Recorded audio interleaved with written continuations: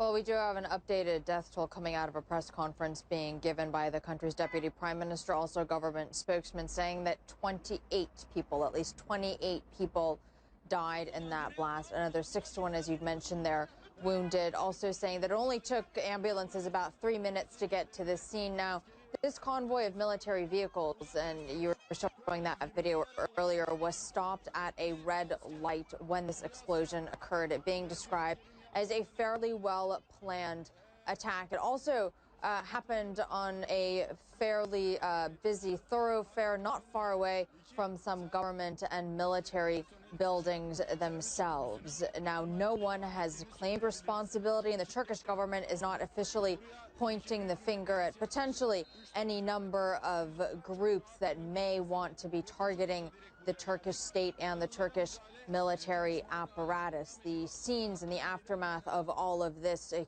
huge fire seemingly taking place, security personnel, ambulances rushing to the scene fairly quickly. And this is surely, as all of the attacks that Turkey has experienced in the last year, going to shake this nation that is already finding itself extremely vulnerable in the face of multiple threats from different organizations. Right, so as you said, 28 people dead. Appreciate that update. Of course, that death toll could rise, and we're looking at a video of the aftermath of the explosion, the chaotic scenes with ambulance, and I do want to ask you, what more do we know about the location that was targeted? I mean, the fact that it targeted a military area in particular, does that fit the modus operandi of the PKK or ISIS, do you think?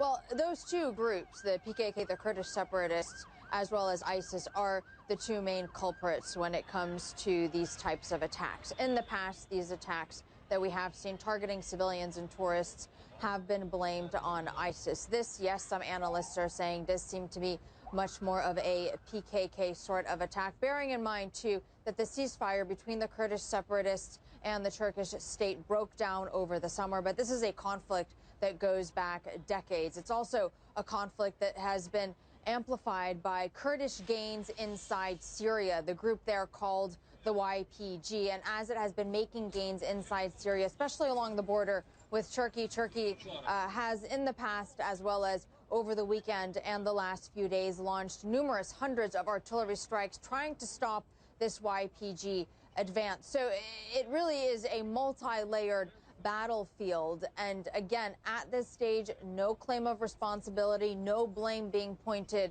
at anyone just yet. So most likely either ISIS or the PKK, or in fact, it could be any one of the other smaller terrorist organizations that do operate here. The government saying that an investigation is understandably currently underway, Zane.